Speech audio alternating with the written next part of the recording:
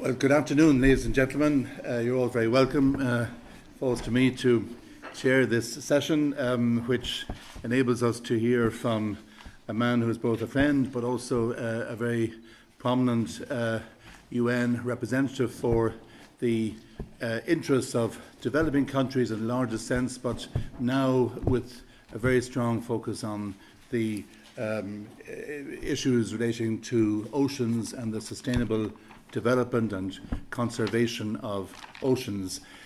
I'd like to ask Sarah McGrath of the Department of Foreign Affairs and Trade to come up and say a few words of introduction. Sarah.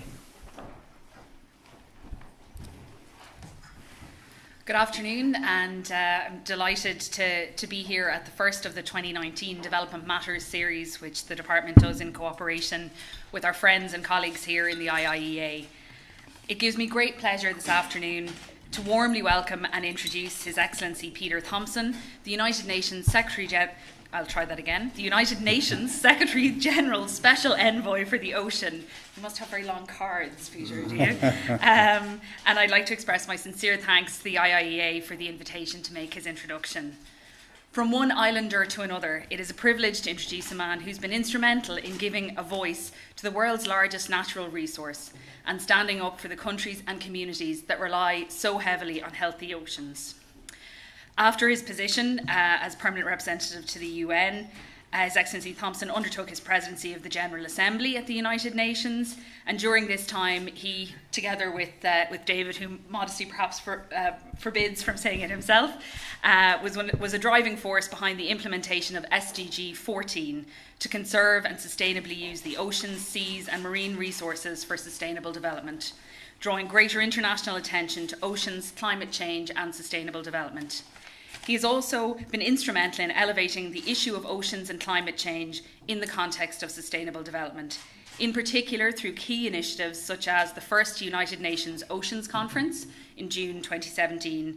Such was the support garnered for this initiative, there's a plan to hold a second United Nations Oceans Conference proposed for 2020.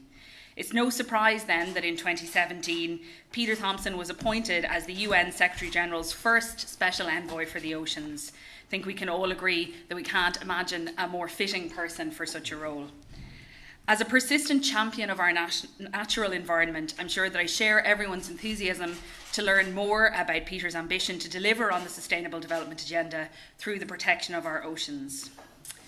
I want to say a few words about the shared value of our oceans and the role they play in sustainable development, and how that is, I hope it goes without saying, essential to Ireland, our people and the countries with whom we work. We're acutely aware of the relationship between our oceans and climate change. Marine life and ecosystems are often the unsung heroes in the fight against climate change and the protection of a healthy planet. Our oceans provide 50% of the oxygen we breathe, while also contributing to more regular and predictable weather patterns. Yet we face an unfortunate irony that this invaluable natural resource is being eroded as a result of damaging human activities.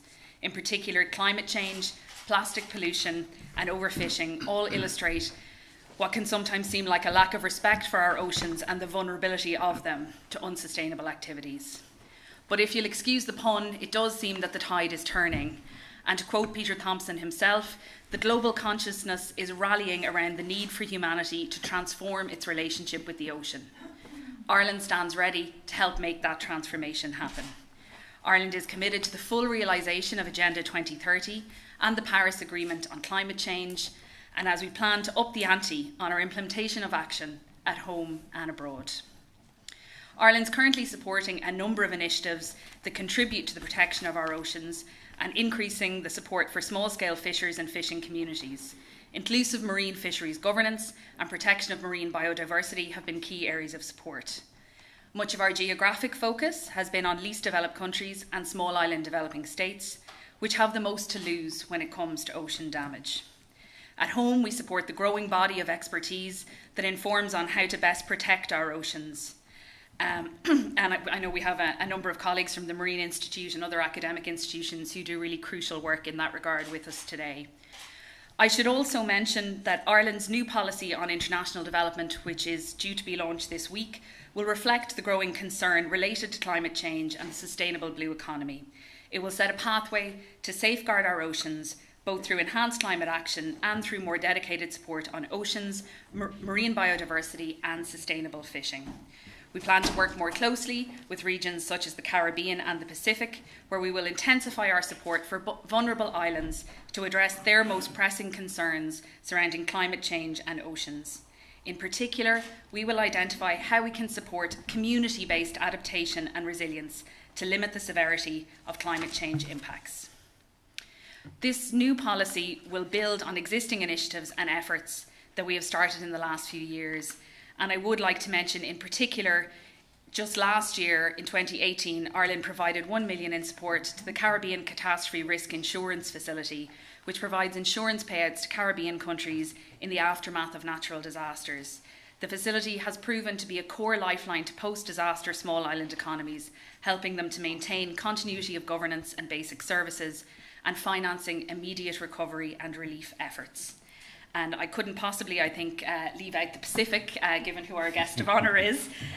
So I should also mention that Ireland has provided funding to the Secretariat for Pacific Regional Environmental Programme, a regional body in the Pacific, which has been essential to building capacity and technical support for Pacific islands.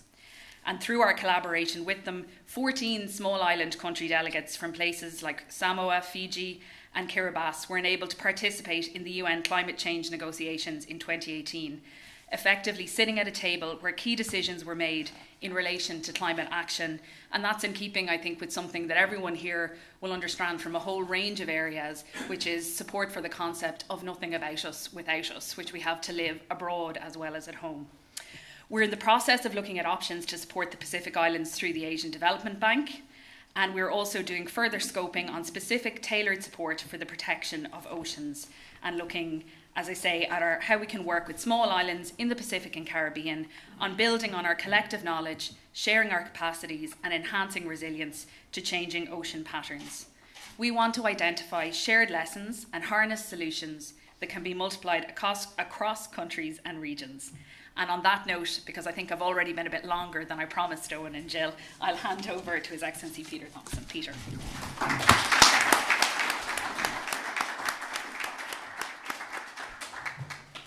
Thank you very much for those kind words.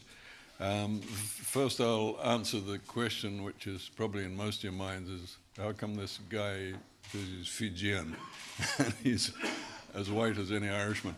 I'm a fifth-generation Fijian. I've been in the Fiji government service most of my life, and my parents did, and so did my grandparents. And my first ancestor, my great-great-grandfather, was a Scotsman who was a master mariner. And I mention that because my family arrived through him, because he died there. He traded out of Fiji in his vessel for a while, but then he died there. And he arrived in the age of sail. And I think this is really important because life was okay for them. They sailed out from, he was from, as I say, Arbroath in Scotland, and made his way out there, as did the whole of Australasia in terms of the European settlement, by sail. And yet, here we are today really struggling to figure out how we're going to get our global shipping fleet down to 50% of its GHG emissions by 2050, as the IMO has agreed we should. And of course, when you look at the indigenous people of the Pacific Islands, pretty much every island in that vast ocean, and you have to fly over it to understand how vast it is, including New Zealand and Hawaii, was settled by Polynesians and Melanesians and Micronesians who were traveling around back and forward in ocean-going canoes. So, humanity can get by with a lot of these things which we today think are absolutely essential, but they're not really. And I want to say more about that later. But first, I want to thank the Institute for inviting me to come and address you all, and thank you all for coming and listening to the words I have to say. Somebody had better keep an eye on the time and do this when I've exceeded my time, because you can never shut an ambassador up, as David knows, at the United Nations. So somebody ring a bell or something when I've got 3 minutes to wind things up. But I want to thank the Institute, and I want to thank you all for spending time with us this afternoon on what I regard, obviously, as one of the existential matters for humanity now in the times in which we live: climate and ocean and biodiversity being the big three. Without getting that right, we're not going to survive. I want to in particular thank Jill and David Donoghue. For those of you that do not know, they were real stars in the UN firmament during the time that I was across there. I was there for 7 years, and Dave and Jill came across and really set the place alight, with David in particular chairing the negotiations, co-chairing the negotiations which resulted in the 2030 Sustainable Development Agenda. And that is no small feat, to get all those countries to agree to that agenda. And that agenda is basically, with the Paris Climate Agreement, our plan for survival on this planet. So it was no small feat. So thank you, Ireland, for sending us David and Jill. Since I'm in the land of Yeats, my favorite poet, I'm going to read you a poem. And I do this occasionally because I do love this poem. It's by Neruda, who got the Nobel Prize, is a Chilean Pacific man like me, and it's called The Sea. I need the sea because it teaches me. I don't know if I learn music or awareness, if it's a single wave or its vast existence, or only its harsh voice, or its shining suggestion of fishes and ships. The fact is that until I fall asleep, in some magnetic way, I move in the university of the waves. That's just the first verse. The second and third are pretty good, so read it if you've got time. The Sea by Pablo Neruda. What did the sea teach me? I'm sure, like all of you, knocking around in rock pools around Dublin Bay, it taught you a lot when you were a kid. In Fiji, we learned to swim pretty much as soon as we learned to walk. And of course, when you got your first mask on and you saw what was there on the coral reef right in front of your home, this million types of life just teeming there, the lesson was what a joy and what a wonder it is to be a human being living on planet Earth.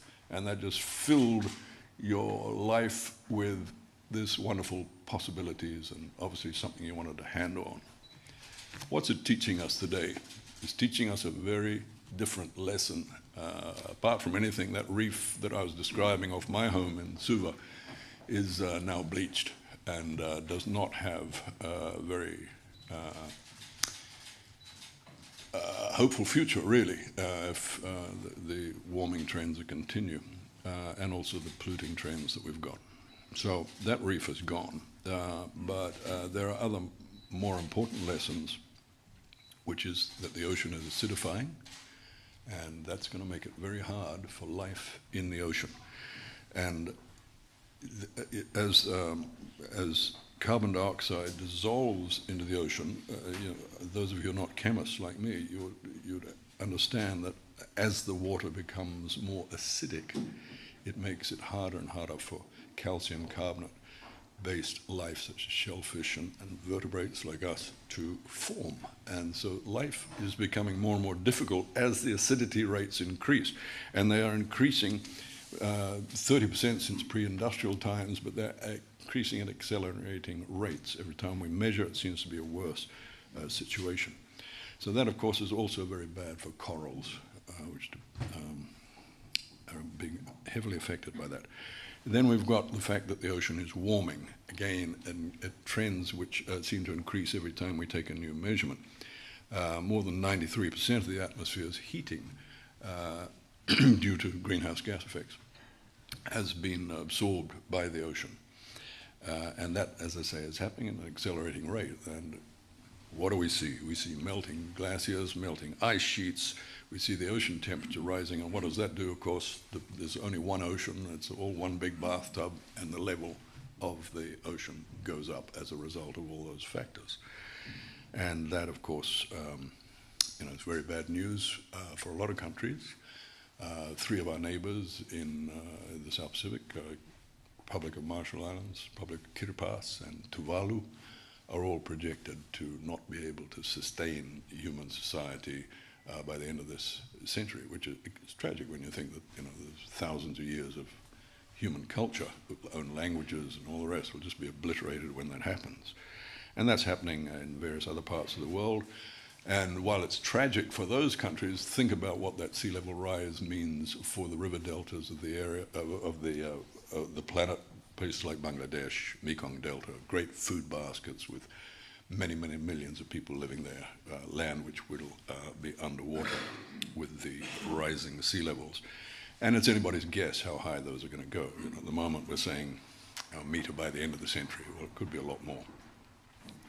You also got to, when you, and this affects Ireland, when you think about warming oceans, with the effects on the currents of the ocean. And I remember reading 20 or 30 years ago about the fact that the Gulf Stream may one day fail as a result of the warming of the ocean. I thought at the time science fiction, but already we're noticing that a weakening of the Gulf Stream.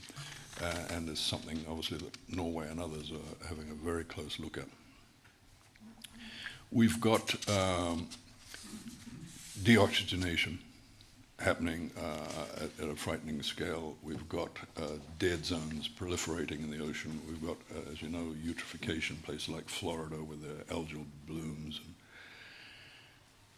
In the West Indies, tourist industry under huge strain because of the effect of the sargassum weed, which is just coming in like it's never done before in history, in great football fields of this dense seaweed, which is toxic once it starts rotting on your beach. And of course, there's no place for a tourist to be paying big hotel rates for, like they were before. Now, I've stayed on these beaches, and you cannot continue with that. And that is being put down to ocean warming, but also from excess fertilizer coming off the South American continent and causing these blooms of this sargassum seaweed. So things are changing out there, and it's not good. Meanwhile, of course, I'm doing a lot of work with the World Bank at the moment on how to fund sewage schemes. And this seems like pretty prosaic stuff, but the fact is I could give you a list tomorrow of 1,000 towns just in my region that need sewage schemes because they're currently pumping raw sewage into coastal ecosystems, which are destroying, again, the coral reefs, but also the complex marine ecosystems of the lagoons. And that's happening throughout the developing world. So again, work that we need to do. Then, if we're talking pollution, I don't need to speak to you about plastic pollution. The whole world knows about that now. But even the people who depend on the fish are killing them by discarding their fishing gear. Discarded fishing gear, ghost gear as it's called, is a huge problem throughout the world. And I believe here on the Irish coast is as well.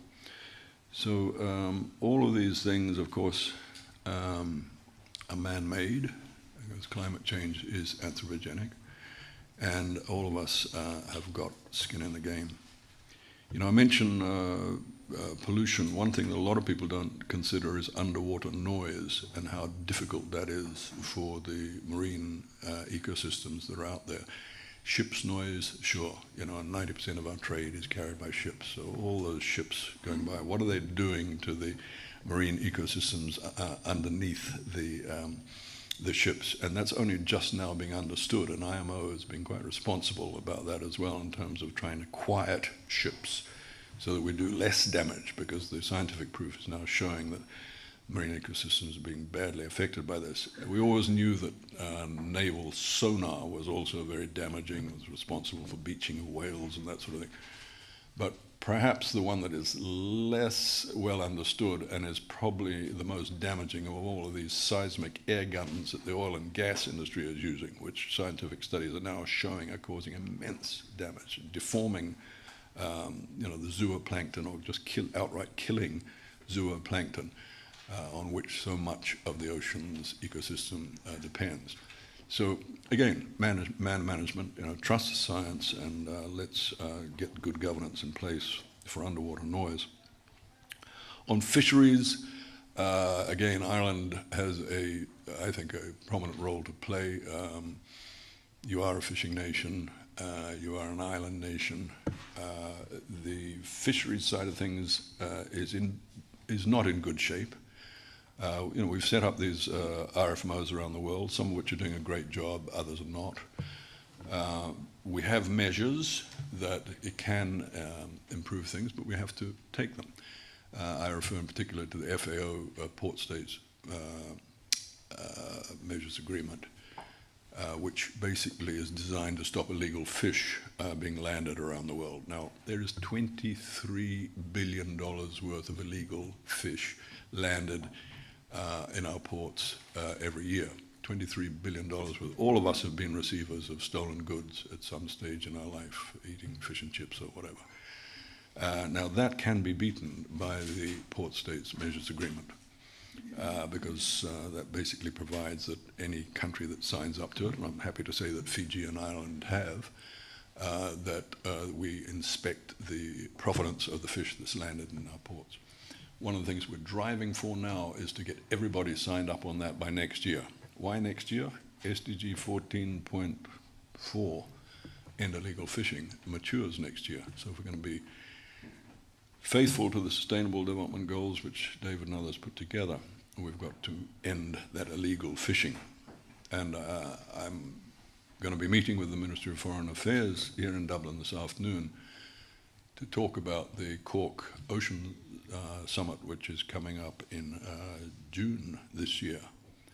And one of the things I'm wanting to really stress to the Irish government is that this gathering in Cork could be an excellent opportunity to really ram home the point that we've only got a year to see 14.4 respected, the way we've all agreed it will, i.e. end illegal fishing, and the best way of doing that, as I say, is get everybody to sign up to the PSMA. Another good one would be the fisheries subsidies. That again is a SDG 14, I think 14.6 that matures next year.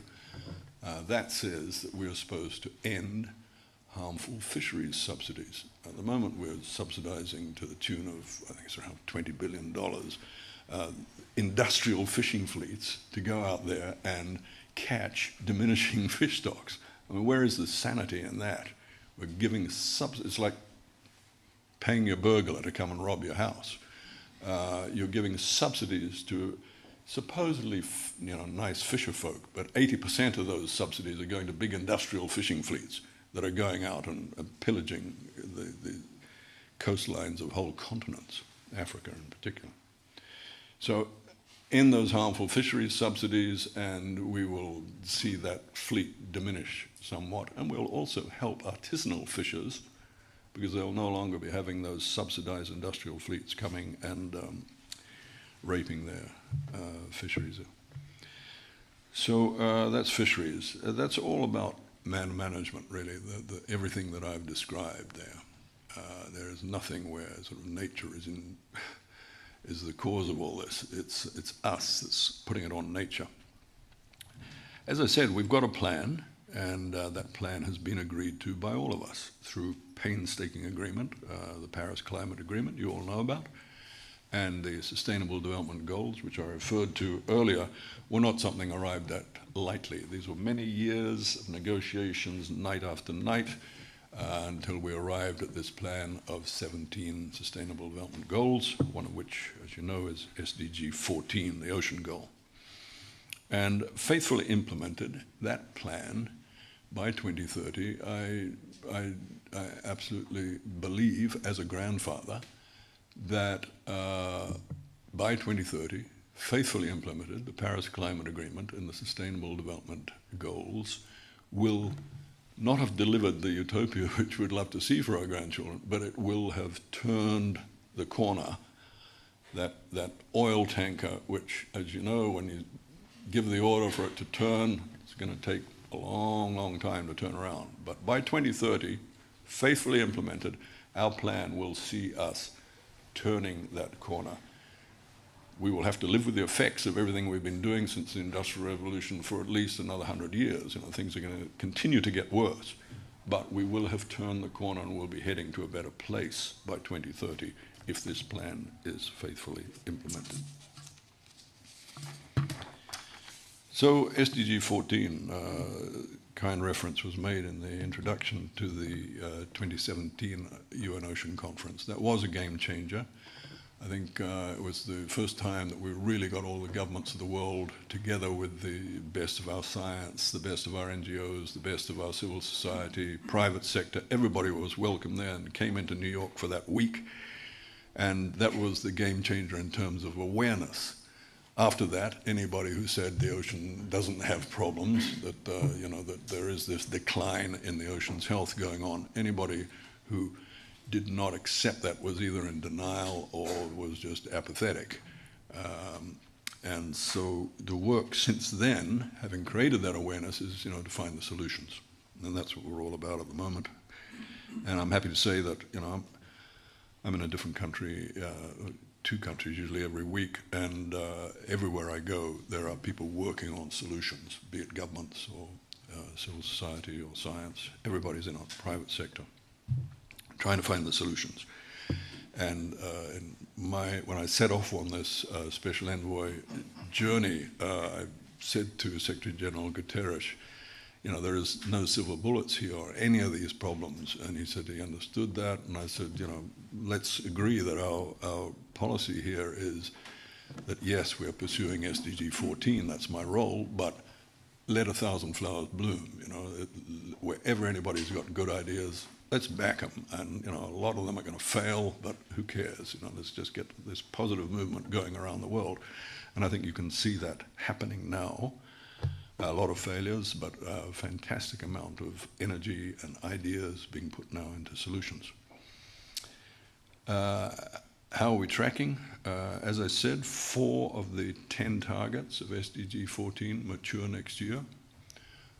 One of those, I'm very confident that we will get there, which is 10% of the ocean to be covered by marine protected areas by 2020. Back in 2017, we were about 5.7. We're currently at about 7.5, and UNEP assures me that we'll get to 10% by next year. So that's a good one.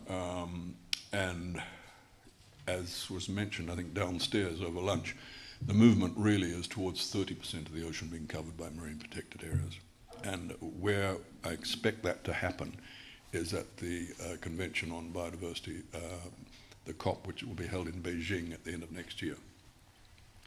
So there will be an ongoing conversation from the Secretary General's Climate Summit this September through to the Ocean Conference, which is going to be held in Lisbon in 2020, and I'll tell you a little bit about that, through to this Beijing Conference of Biodiversity. That conversation about 30% of the ocean being in marine protected areas by 2030, I'll make sure that conversation goes through and is brought into being in Beijing. Why is that important for all 3 of those conferences? If you take something like coral, it's the climate which is going to be the demise of coral if we don't get things right.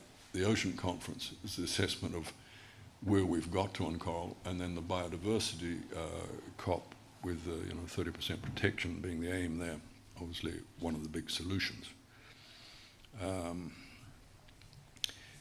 A second one which matures next year, target matures next year, is the illegal fishing one, which I referred to. And the plan there is to get that PSMA agreement signed up by everybody.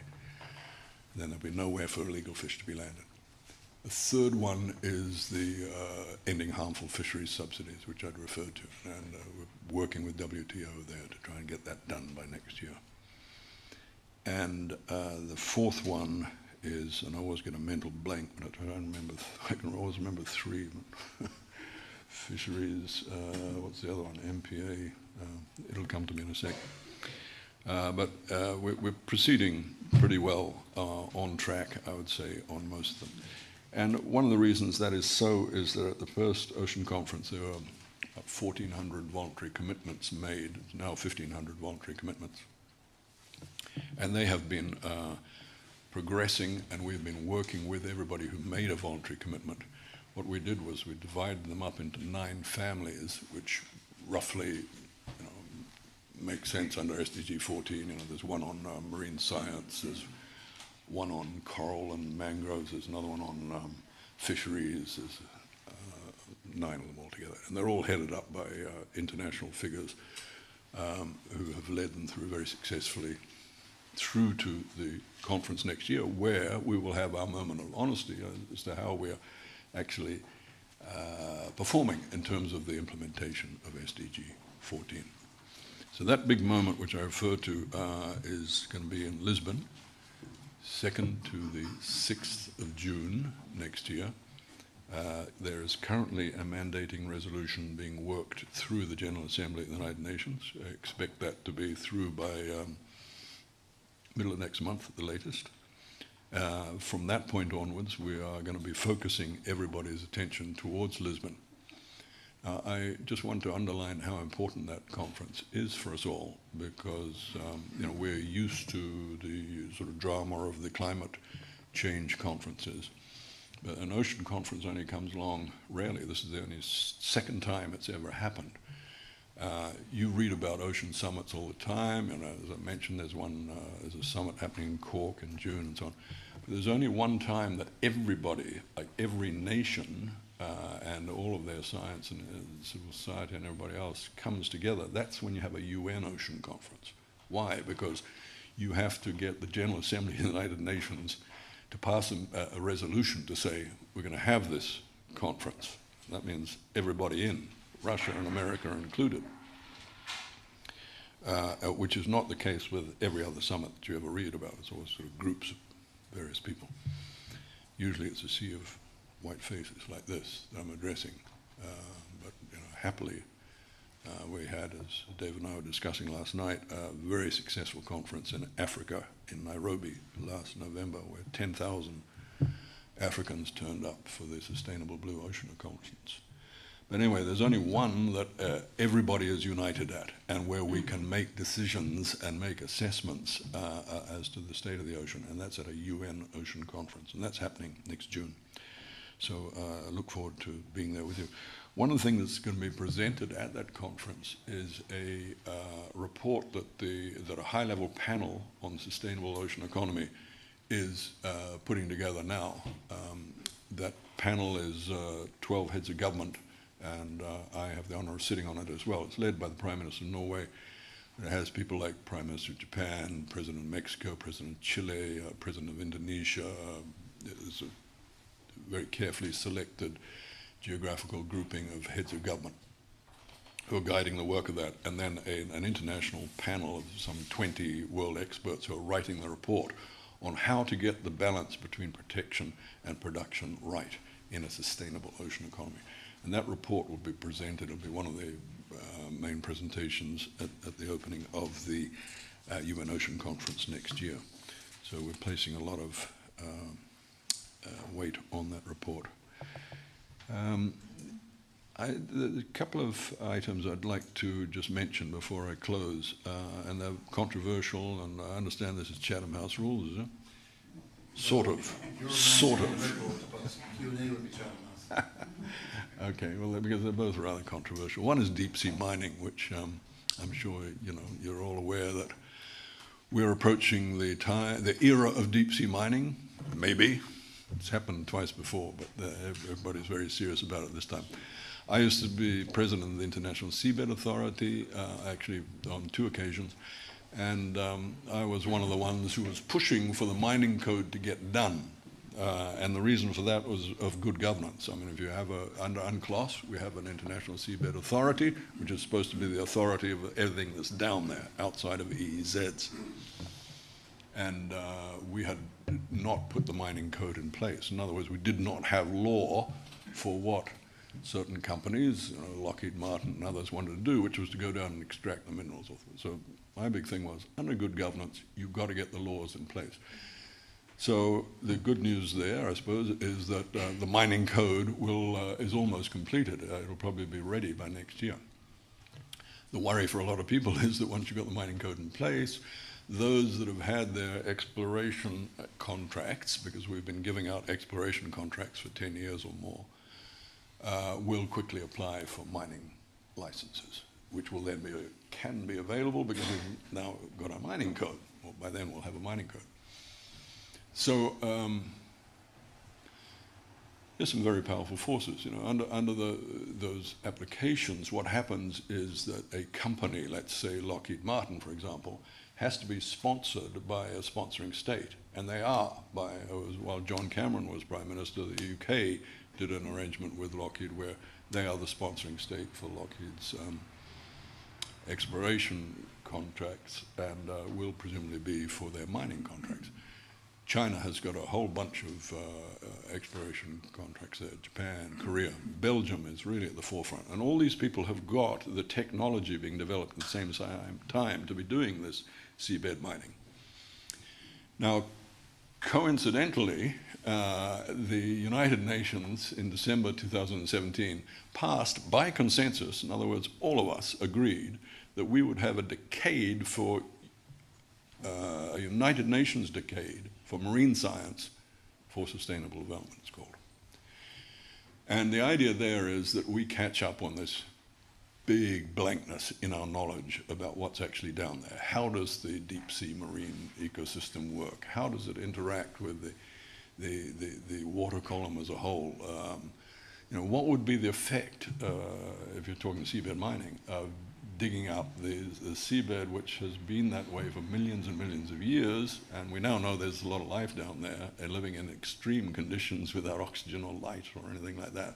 So different kinds of life on this planet. What would be the implications of us digging all that up and then finding, 10 years in that, oh, actually we've created an ecological disaster here, pity we didn't know about that. Wouldn't there be a logic in waiting, as I believe the European Parliament has called for, actually, in a resolution last year, that we have a moratorium and that we let the decade run its course and find out the answers to these questions before going down and doing any mining? It could be that the decade says, hey, actually, let's say polymetallic nodules, that's not going to disturb the marine ecosystem to such a degree that you can't go down and pick up those metallic. That may be the conclusion of the decade. But until we've had the decade, we don't really know the answer to that question. So unfortunately, I got caught on camera saying that in Davos, so I suppose I can say it again here, because as an envoy, I'm not really supposed to be. Could I just remove the Q&A now? Very good. I've got one more controversial one, which I'll hide then. I was going to talk about geoengineering, but I can bury that one. And look, I'll just finish by saying, I'm really looking forward to the discussion this afternoon with the Ministry of Foreign Affairs, because I do think that Cork Summit can be very, very influential on our assessments next year in Lisbon on how we're doing on getting the fisheries industry around the world to be more responsible on such things as overfishing. With that, I will close and go to Q&A. All this always sounds so pessimistic, and my wife gives me a hard time as soon as I get back home, saying, can't you, offer a bit more hope? But I do believe that, we, as I say, we have a plan, and that what we've got to do is just be hard-nosed and do the necessary over the next 10 years to make sure that plan comes to its fruition, and we put our relationship with the ocean back into the one of respect and balance, which our forefathers and foremothers, if that's the right word, had back in those days of sail when I first... Peter, thanks so much for